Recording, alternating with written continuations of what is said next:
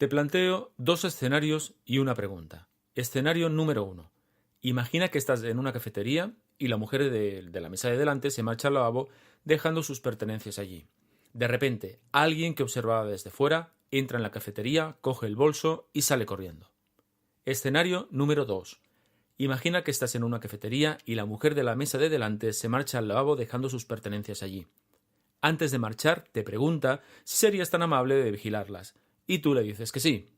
De repente, alguien que observaba desde fuera entra en la cafetería, coge el bolso y sale corriendo. Ahora viene la pregunta. ¿En qué escenario es más probable que intentes detener al ladrón? ¿En el primero o en el segundo?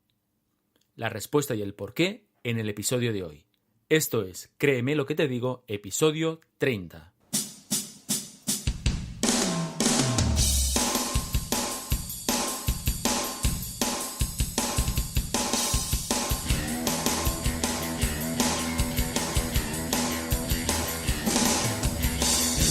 Bienvenidos y bienvenidas a Créeme lo que te digo, el podcast dedicado al mundo de la persuasión en el que voy a explicarte todo lo que tienes que saber para influir, convencer, inducir o inclinar opiniones a tu favor. ¿Quieres saber cómo ser más convincente? ¿Quieres aprender a debatir y discutir sin generar conflictos? ¿Quieres saber cómo hablar en público como un auténtico profesional? Y además, ¿te gustaría aplicar todo esto en tu vida personal y profesional? Si es así, créeme lo que te digo, es el lugar apropiado. Yo soy Óscar Fernández Orellana y te voy a acompañar en esta aventura en la que conocerás los misterios, técnicas y trucos para llegar a ser un auténtico maestro de la persuasión. ¿Estás listo? ¡Comenzamos! ¿Qué tal estás? Bienvenido al capítulo 30 de Créeme lo que te digo, el podcast en el que nos ocupamos de todas aquellas cuestiones relativas al mundo de la persuasión, la oratoria, el hablar en público y, en definitiva, el arte de conseguir que nuestras opiniones y nosotros mismos seamos tenidos más en cuenta. Estamos en la primera semana de mes, hoy es 7 de marzo de 2019, madre mía, cómo pasa el tiempo. Hace tan solo un ratito estábamos en Navidad y ya estamos enfocados absolutamente a la Semana Santa. Bueno, en fin, yo particularmente ni me entero del paso del tiempo. Hoy nos ocupamos de la persuasión irracional, ya sabes, ese tipo de persuasión que se produce, digamos, porque, nuestro cerebro es un poco perezoso para trabajar. Por cierto, ya sabes, si quieres conocer más sobre esta cuestión de la persuasión irracional, te recomiendo que escuches el episodio número 7 del podcast porque está absolutamente enfocado y dedicado a este aspecto. Ahí te cuento en qué consiste, qué es esto de la persuasión irracional, que a priori puede sonar un poquito extraño. Bueno, ahí tienes toda la información. Venga, en la introducción del programa te hacía una pregunta, ¿no? Te preguntaba en cuál de los dos escenarios que te he planteado es más probable que intentes detener al ladrón. Bueno, pues los estudios dicen que es más probable que sea en el segundo escenario. No sé si tu respuesta, las respuestas que has pensado, coincide con lo que dicen los estudios, pero es así. De todas maneras, lo importante no es si tu respuesta coincide o no, lo importante es conocer por qué esto es así, es decir, qué fenómeno psicológico y persuasivo subyace a este tipo de comportamiento. Y de eso es de lo que va el capítulo de hoy, de conocer este mecanismo persuasivo y de ver de qué manera lo podemos utilizar nosotros para nuestros planes de persuasión. Hoy hablamos de la ley del compromiso, de la ley de la congruencia, o también, tal y como yo la llamo, la ley de la disonancia cognitiva. Así es como yo habitualmente me refiero a esta ley. Pero antes de entrar en materia, déjame que te recuerde que en Interacción Humana realizamos formaciones y asesoramientos para aprender y desarrollar, todos estos mecanismos de persuasión. Así que si quieres mi colaboración en este aspecto o tienes que preparar alguna presentación en público, ponte en contacto conmigo a través del formulario de contacto de la web, que es interaccionhumana.es/contacto. Me escribes y ahí estaré encantadísimo de charlar contigo y de, en su caso, preparar la acción a la medida que satisfaga esa necesidad que puedas tener. Venga, ahora sí, vamos a la cuestión de hoy. Vamos al punto en el que estábamos estábamos hablando de la ley de la disonancia cognitiva. Y yo te decía que aunque nos parezca lo contrario, aunque a veces parezca lo contrario, bueno, las personas intentamos ser congruentes con nosotros mismos, es decir, que intentamos ser consecuentes entre lo que pensamos y lo que hacemos. Y en verdad este es un deseo tan fuerte que condiciona nuestras acciones hasta límites insospechados. La idea es que una vez que hemos adoptado una postura o una vez que hemos tomado una decisión, nos sentimos tan presionados por el entorno y nos sentimos tan presionados por nosotros mismos que tendemos a comportarnos conforme a esa decisión o conforme a esa postura. Esto de hecho es algo que se conoce desde hace mucho tiempo. De hecho, en 1957 el psicólogo americano Leo Festinger acuñó el término disonancia cognitiva, al que yo me refería para nombrar la ley, para designar el sufrimiento psicológico que se produce cuando una persona se siente incongruente al haber tenido una conducta incompatible con un principio interno. Por ejemplo, imagina que eres responsable de recursos humanos de una empresa y que eres de la firme opinión que todas las personas, tanto hombres como mujeres, tenemos los mismos derechos laborales.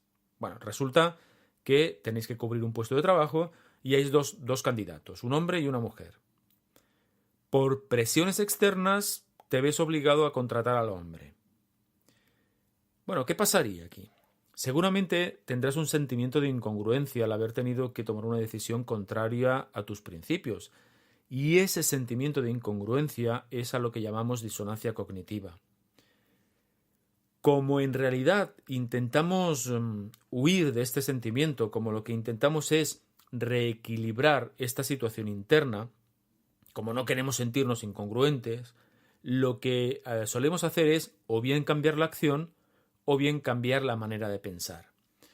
En este ejemplo que te acabo de poner, como la acción ya no se puede cambiar porque ya se ha tomado una decisión, lo más probable es que comiences a buscar justificaciones a tu acción para sentirte bien contigo mismo.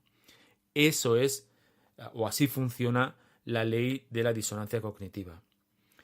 Este deseo de ser tan congruente entre nuestros pensamientos y nuestras acciones puede ser un enorme mecanismo de persuasión. De hecho, fíjate, mira lo que ocurre, por ejemplo, con personas que dejan de fumar.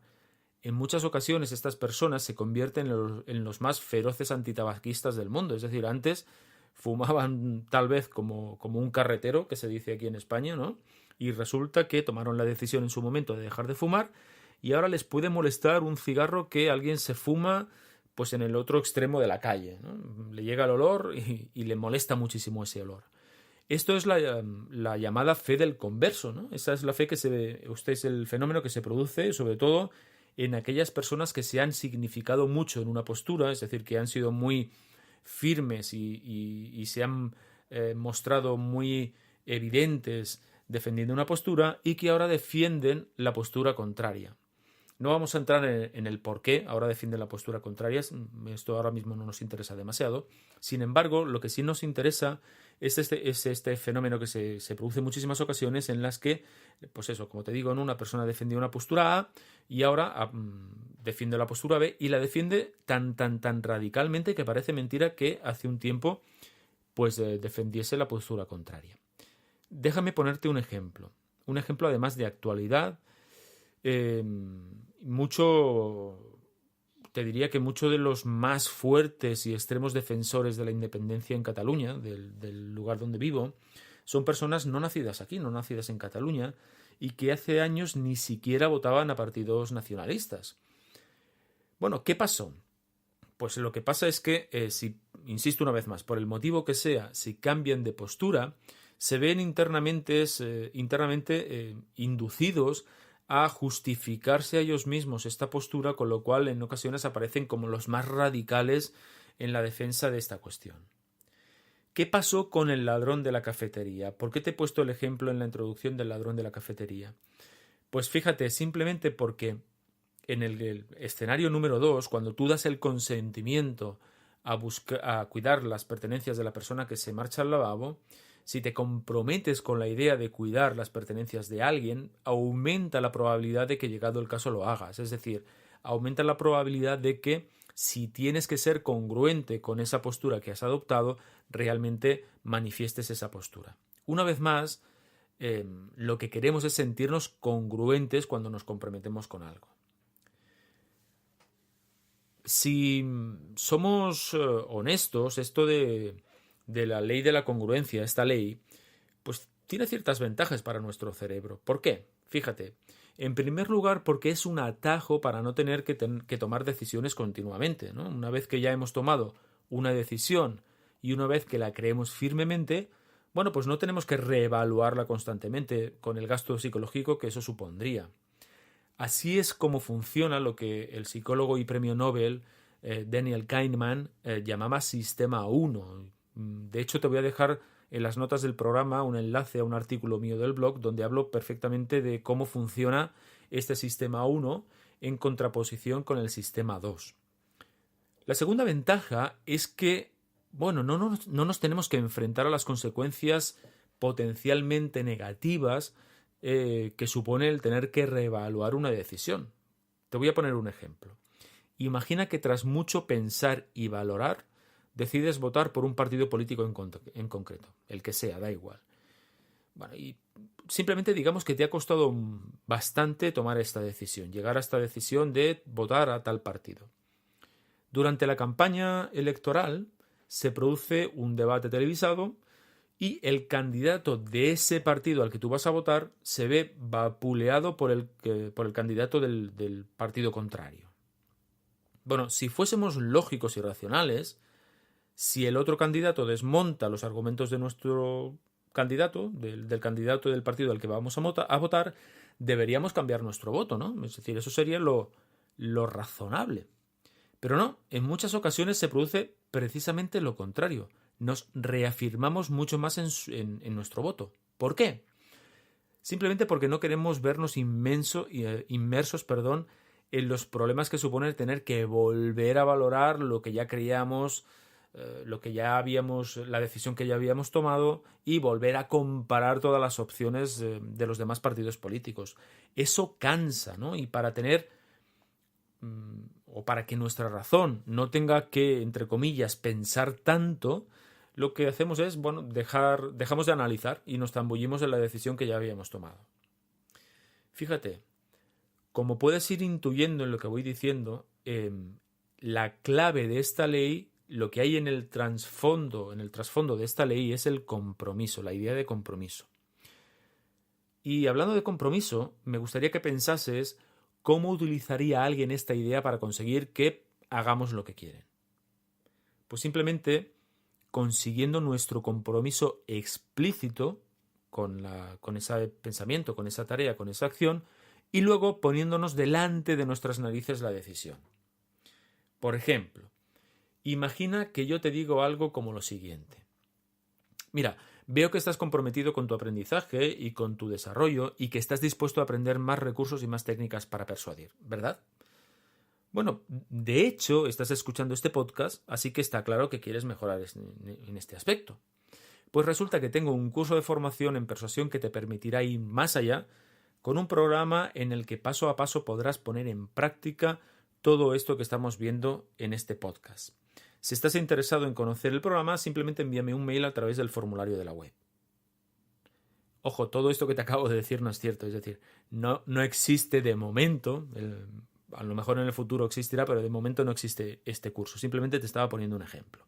Pero, ¿qué es lo que he hecho? Lo que he hecho es ir afianzando tu autoimagen de persona comprometida con el aprendizaje, de persona que quiere aprender este tipo de recursos y técnicas persuasivas, dándote evidencias además de que efectivamente te interesa todo esto porque de hecho estás escuchando este podcast, ¿no? Además, ¿qué te pido? Pues te pido simplemente un pequeño trabajito para demostrarte un poquito más, si quieres, que estás comprometido con esto que te estoy diciendo. ¿Cuál es ese pequeñito trabajo que te pido? Simplemente que me envíes un mail a través del formulario de contacto de la página. Si envías ese mail, todavía estarás afianzando mucho más la idea de que quieres mejorar en tus habilidades de persuasión y estarás más cerca de apuntarte al supuesto curso que yo te ofrecería. Así que paso a paso te estarías acercando a la conducta que yo quiero que realices, que es precisamente comprar